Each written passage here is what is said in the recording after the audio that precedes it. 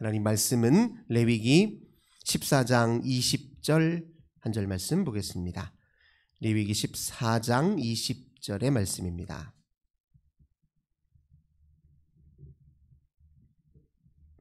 레위기 14장 20절 한 절 말씀입니다. 14장 20절 우리 한 절 함께 봉독합니다. 제사장은 그 번제와 소제를 제단에 드려 그를 위하여 속죄할 것이라. 그리하면 그가 정결하리라. 아멘.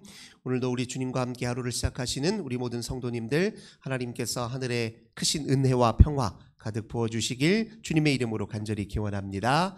오늘 본문의 말씀을 통해서 정결 예식의 의미, 이런 제목으로 함께 은혜 나누도록 하겠습니다. 레위기에서 정결함이라고 하는 것은 하나님의 임재에 합당한 상태를 의미합니다. 하나님의 백성이니 하나님의 백성다움을 유지해야 하잖아요. 그것을 이제 레위기에서는 정결함이다 이렇게 표현합니다.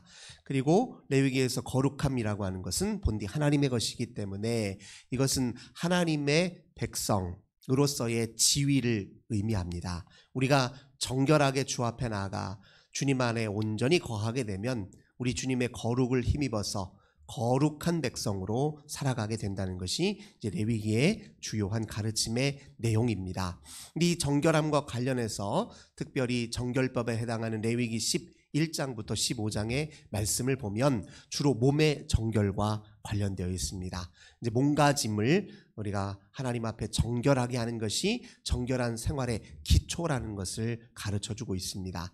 어제 우리가 살펴본 것처럼 몸의 내부의 정결함을 위해서 음식을 잘 분별하고 또 음식 그리고 주변에 우리가 접촉하는 모든 동물들 그리고 주변의 여러 사물들과의 이 관계를 잘 점검할 것을 어제 함께 살펴보았는데요.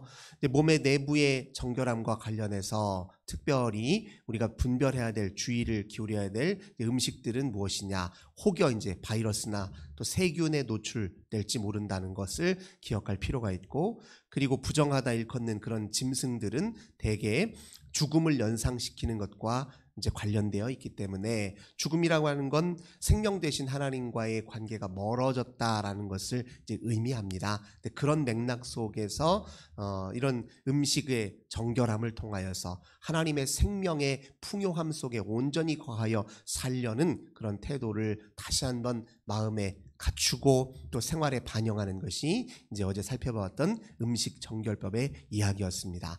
그 다음에 이제 레위기 12장에 보면 그 유출과 관련된 이야기가 등장해요. 몸 안에서 배출되는 특별히 이제 피와 관련된 문제를 거론하고 있습니다. 이 피라고 하는 것은 이스라엘 백성들에게 생명을 상징해요. 몸 안에서 피가 배출된다는 것은 생명의 훼손된 상태를 상징합니다. 특별히 이제 여성분들은 한 달에 한 번 이렇게 월경이라는 걸 통해서 몸에 피가 배출되는데, 그런 상태를 이제 성경은 부정하다라고 얘기하는데, 그것은 이제 어떤 의미를 갖고 있냐면 우리가 흔히 말하는 더럽다 그런 의미가 이제 아닙니다. 그러니까 몸의 완전한 상태가 회복될 때까지는 보호가 필요하다 이런 의미예요. 그래서 몸의 유출에 관한 그 여성들을 일정 부분 격리를 시키고, 그리고 일정 부분 동안 계속 홀로 잘 몸 관리를 할 수 있도록 그렇게 안내하고 있는데, 그것은 몸의 유출, 피가 유출될 때 감염의 위험이 있단 말이에요. 그러니까 어떤 의미에서 보면 여성들을 보호하기 위한 일종의 장치도 될 수 있다. 그래서 일정 부분 그렇게 회복 기간을 거치면 몸이 다시 완전해지잖아요. 그런 의미로서의 몸의 유출과 정결함의 관련성이 그런 의미에서 있습니다. 그리고 이제 13장에서는 어떤 이야기냐면 몸 외부에 이제 정결함과 관련된 이야기가 등장합니다. 주로 피부병과 관련된 것이에요. 나병 같은 거예요. 그런데 이 피부병은 우리가 잘 아는 것처럼 다른 사람에게 전염시킬 위험이 또 있단 말이에요. 그러니까 이제 이 피부병에 걸린 사람들을 또 일정 부분 공동체로부터 격리하는데, 이것은 공동체를 또 보호하기 위함입니다. 특별히 이 정결법은 주로 출애굽 이스라엘 백성들이 광야 생활을 하면서 공동체를 지키고 또 개인을 지키기 위한 법으로도 또 인식이 가능한데, 이 광야 생활을 하는 동안에 얼마나 많은 감염의 위험에 노출되어 있습니까? 특별히 이제 피부병 같은 것도 그렇고요. 옷에 또는 자주 쓰는 물건들에 서려 있는 그 곰팡이균 같은 거, 이런 것들이 발견이 되면 늘 살펴서 제사장들이 이제 그렇다, 감염이 되었다 싶으면 이제 공동체와 격리를 내서 공동체 전체를 보호하는 역할들을 했다는 것입니다. 그러면 그렇게 사람들로 하여금 당신 지금 부정한 상태요, 이렇게 이야기하는 것으로 그럼 끝나냐? 그렇지 않습니다. 오늘 레위기 14장을 보면요, 그렇게 일정 공동체로부터 격리된 사람들이 다시 공동체 안으로 안전하게 유입될 수 있도록 이렇게 마련해주는 또 중요한 예식이 정결 예식이에요. 그러니까 정결 예식을 보면 잘 회복해서 공동체에 잘 받아들여 줄 수 있는 절차를 아주 섬세하게 이야기합니다.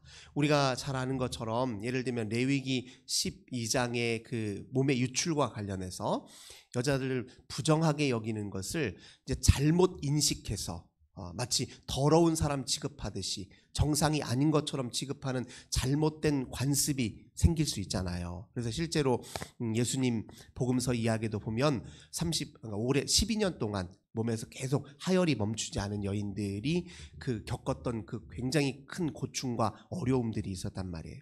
근데 이게 율법을 잘못 해석한 결과와 상관이 있습니다. 사실 그 여성을 보호하기 위한 법이었고 감염으로부터 보호하기 위한 법이었는데, 그래서 그들을 다시 공동체에 유입하기 위한 아주 섬세한 정결 예식도 잘 마련이 되어서 누구도 공동체에서 그냥 마냥 배제되거나 버림받거나 또는 이렇게 사회로부터 격리되지 않도록 하나님이 그렇게 배려하시는 사랑의 과정을 다 마련해 주셨는데, 그 정신을 잊어버리고 그저 부정하다는 상태에만 초점을 맞춰서 사람을 이렇게 억압하거나 또는 그에게 고통을 가하는 일들이 일어났단 말이에요. 근데 오늘 14장의 이야기를 잘 보면요, 얼마나 그 소위 말해 부정한 상태에 있던 사람들을 다시 공동체에 유입하기 위해서 얼마나 섬세한 과정을 통해서 그들을 이렇게 다시 돌아오게 하는지를 우리가 살펴볼 수 있습니다. 우선 3절 한번 보겠습니다. 14장 3절. 제사장은 이게 나병 환자의 이제 사례로 설명을 하고 있습니다. 3절을 보면 제사장은 진영에서 나가 진찰할지니 그 환자에게 있던 나병 여부가 나았으면, 이제 제사장이 나병이 나은 환자를 이제 확인했어요.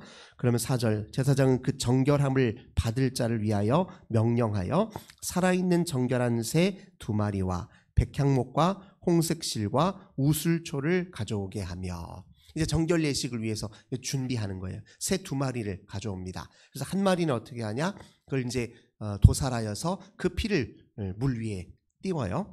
그리고 다른 새는 이제 산채로 거기에다 그 새와 백향목, 홍색실, 우슬초와 함께 그 다른 새, 도살한 그 새의 피를 이렇게 찍습니다. 그래서 정결함이 제식을 필요로 하는 나병 환자에게 1차적으로 그걸 뿌려요.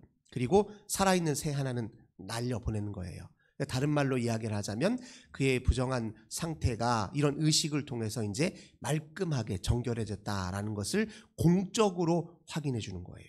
그러니까 이렇게 공적으로 확인함으로써 이제 더 이상 이 사람을 부정한 상태에 처했던 사람으로 더러운 사람인 양 그렇게 취급하지 못하도록 막은 거예요. 우리하고 이제 똑같이 일반적인 생활을 같이 할 수 있도록 돕는 데 초점이 맞춰져 있다는 겁니다.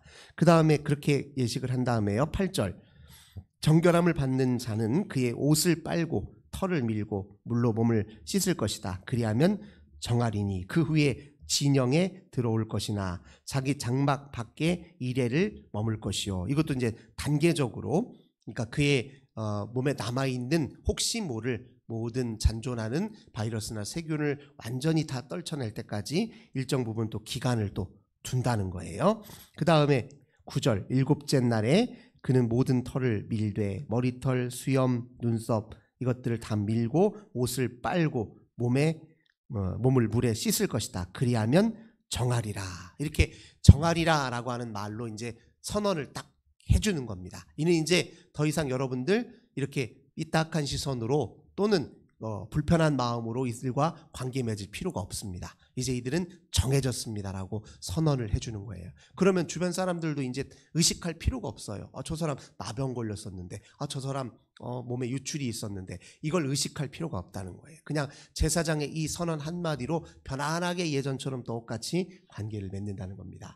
그러면 이건 이제 공동체가 그렇게 받아들여 주는 것이고, 본인 자신도 내가 그동안에 이런 병 때문에 위축되어 있었을 거 아니에요.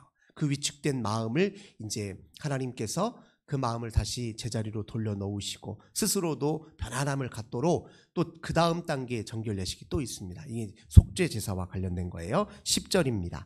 8째 날에 그는 흠없는 어린 숫 양 2마리와 1년 된 흠없는 어린 암양 1마리와 또 고운 가루 10분의 3 에바에 기름 섞은 소제물과 기름 한 록을 취할 것이요. 정결하게 하는 제사장은 정결함을 받을 자와 그 물건들을 회막문 여호와 앞에 두고 어린 숫양 1마리를 가져다가 기름 한 록과 아울러 속건제를 드리되 여호와 앞에 흔들어 요제를 삼고 그 어린 숫양은 거룩한 장소 곧 속죄제와 번제물 잡는 곳에서 잡을 것이며 속건제물은 속죄제물과 마찬가지로 제사장에게 돌릴지니 지극히 거룩한 것이니라. 이렇게 잘 희생제물을 마련해서 제사장 앞에 드려서 희생 제의식을 철저하게 잘 치룹니다. 이렇게 속죄의식과 속건제 이런 의식을 통해서 본인 스스로가 이제 하나님 앞에 나는 이제 완전히 성결한 존재로 다시 하나님 앞에 임재 앞에 온전히 머물러도 되는 그런 편안한 마음을 갖도록 스스로도 하나님 앞에 더 이상 죄의식이라든가 위축된 마음이라든가 이걸 다 털어버리는 과정을 이렇게 겪게 하신다는 거예요. 그러면 스스로도 이제 자유를 얻는 거예요. 다른 사람들도 우리를 자유롭게 보고 나도 나 스스로를 자유롭게 봄으로써 결론적으로 이제 공동체에 완전히 유입되도록 도와주는 것입니다. 그래서 20절 그 예식까지 다 끝나고 나면 번제와 소제를 제단에 드려 그를 위하여 속죄할 것이요 그리하면 그가 정결하리라 이렇게 표현합니다. 이렇게 정결해졌다라는 선언이 이제 공동체와 그리고 그 자신에게 선포되는 순간 더 이상 이제 옛날 나병 걸렸던 상태, 몸에 그 불안전한 상태는 더 이상 매여 살 필요가 없어요. 네. 근데 사람이 어떤 큰 일을 겪고 나면 그 일을 제대로 해소하고 그 아픔을 제대로 씻기는 과정이 없으면 어떻습니까? 그 아픔과 상처가 계속 남아서 이후의 생활에 부정적인 영향을 미친단 말이에요. 예를 들면 또 큰 이별의 슬픔을 겪었다. 예를 들면 사랑하는 이가 먼저 이제 죽음을 맞이했다. 그러면은 우리가 해야 될 일 중에 하나가 무엇입니까? 충분히 슬퍼하면서 이별을 준비하는 과정이 필요하잖아요. 근데 그것이 앞으로의 모든 인생에 있어서 자기 생에 부정적으로 영향을 미치지 않도록 하는 과정이거든요. 똑같습니다. 공동체에서 자기를 보호하든 또는 공동체를 보호하기 위해서 일정 부분 격리 기간을 겪었던 사람들은요 굉장히 큰 불안과 두려움 속에 있어요. 이대로 낫지 않으면 어떻게 하지? 이대로 영영 사회로부터 버림받으면 어떻게 하지? 영영 내가 낙인 찍혀서 사람들의 의식 속에서 밀려나면 어떻게 하지? 두려움이 클 수 있단 말이에요. 그래서 그것들을 이 정결 예식을 통해서 다 씻어내는 거예요. 그 모든 과정들을 다 회복으로 마음의 모든 상처와 아픔과 불안과 두려움을 다 하나님께서 어루만져 주셔서 완전히 공동체에 유입하도록 도와주는 예식이 정결 예식이에요. 그러니까 굉장히 사실은 하나님의 사랑의 시각으로 보면 얼마나 우리를 하나님께서 섬세하게 다루시는지가 여기서 드러납니다. 마치 사람을 이렇게 낙인 찍어서 죄인 취급하기 위해서 이런 예식들이 있는 게 결코 아니라는 사실을 우리가 반드시 기억할 필요가 있습니다. 이렇게 공동체에 잘 유입되어야 그 사람들이 또 서로를 잘 돌보고 예전처럼 서로를 보호하기 위한 사랑의 그런 끈으로 공동체 전체가 아름답게 더 융합될 수 있다. 이것을 기억해야 될 것입니다. 근데 이 속죄 예식과 정결 예식을 치르는 과정에서 쓰이는 제물이 이제 뭐 소나 양이나 염소와 같은 이런 제물로만 하는 것이 아니라요. 가난한 이들을 위한 또 배려가 있습니다. 21절 보겠습니다. 만일 그가 가난하여 그의 힘이 미치지 못하면 그는 흔들어 자기를 속죄할 속건제를 위하여 어린 순양 한 마리와 소제를 위하여 고운 가루 10분의 1 에바에 기름 섞인 것 한 록을 취하고 그의 힘이 미치는 대로 산비둘기나 집비둘기나 새끼 둘을 가져다가 하나는 속죄제물로 하나는 번제물로. 그러니까 속죄제물로 비둘기, 구하기 쉽고 값이 많이 나가지 않는 야생에서 손쉽게 구할 수 있는 것으로도 이런 제사 의식을 지낼 수 있어서 누구든 형편과 상관없이 누구든 하나님 앞에 그렇게 다시 한번 새로운 주의 백성으로 공적으로 확인되는 과정을 거칠 수 있도록 도와줬다는 거예요. 소제라고 하는 것은 이제 밀가루를 고운 밀가루에다가 보통 이제 속죄 의식을 치를 때는 그냥 순수한 고운 곱게 빻은 밀가루만으로 제사를 드리고요. 그리고 하나님 앞에 이제 감사의 소제를 드릴 때 자기 곡물로 이제 소제를 드릴 때는 보통은 감사의 소제를 드릴 때는 거기에 기름이나 향유 같은 걸 이제 섞습니다. 그래서 하나님 앞에 드려요. 그러니까 소제물 자체가 속죄제사에도 쓰일 만한 또 희생 제물로 그렇게 사용이 되었습니다. 근데 그것이 공동체 모든 사람 한 사람도 예외 없이 우리 하나님 앞에 그 예식을 치를 수 있는 하나님이 마련해 주신 이제 사랑의 통로다. 이 본문은 우리에게 이제 가르쳐 주고 있습니다. 이 정결 예식에서 여기 속죄제식을 할 때 특별히 속건제라는 표현을 쓰잖아요. 속건제는 본래 어떤 의미를 지니고 있냐면 이제 어떤 잘못 중에서도 배상 책임이 있는 그런 상태를 이제 속할 때는 속건제를 치릅니다. 근데 왜 이제 몸의 정결함과 관련해서 속건제를 드렸을까요? 이 우리 몸이 본래 누구 거죠? 하나님 거란 말이에요. 하나님 건데 하나님 것에 일종의 손상이 입었던 상태잖아요. 그러니까 내 몸이 본래 하나님의 것이고 하나님이 주신 것을 회복하는 과정이기 때문에 이제 속건제를 같이 치르는 것입니다. 그렇게 이제 모든 것 하나하나가 다 이제 의미를 가지고 있어요. 하나님과 백성들 사이의 관계를 온전히 유지하기 위한 그런 의미를 담고 있습니다. 오늘 우리 주님께서 우리에게 정결함을 요청하시는데요. 그 정결함은 하나님의 임재에 합당한 상태를 유지하기 위한 그런 과정이고 동시에 하나님과 그 친밀한 관계를 유지하기 위해서 하나님께서 우리를 향해서 기대하시고 또 우리에게 바라시는 바이면서 동시에 그것이 곧 우리 삶에도 진정한 풍요와 기쁨이 되는 길이다. 다시 한번 마음에 새기시며 오늘 하루도 주 앞에 정결한 생활에 힘쓰는 저 우리 모든 성도님들 되시길 주님의 이름으로 간절히 기원합니다. 좋으신 주님 감사드립니다. 오늘 정결 예식을 통해 하나님이 우리를 얼마나 사랑하시는지 우리 인생들을 향해서 베푸시는 은혜가 얼마나 큰지 우리와 주님과의 온전한 관계를 유지하도록 우리 주님께서 좋은 길을 늘 마련해 주신다는 것을 다시 한번 마음에 새깁니다. 하나님과 함께 사는 날 되게 하소서. 주 앞에 정결하고 주의 백성다움을 늘 갖추며 살아가는 저희들 되게 하옵소서. 주 예수님의 이름으로 간절히 기도드립니다. 아멘. 오늘은 이제 2박 3일 동안 우리 청년들 캠프에 다녀올 텐데요. 영적 충만함, 우리 주님 인격적으로 만나는 좋은 캠프 될 수 있도록 기도해 주시기 바랍니다. 우리 청년들 이제 직장인들도 있고 해서 이제 오늘 참여하는 청년들도 있고 또 내일 참여하는 청년들도 있는데요. 모두 한 사람 한 사람 다 은혜 받도록 그렇게 기도해 주시기 바랍니다.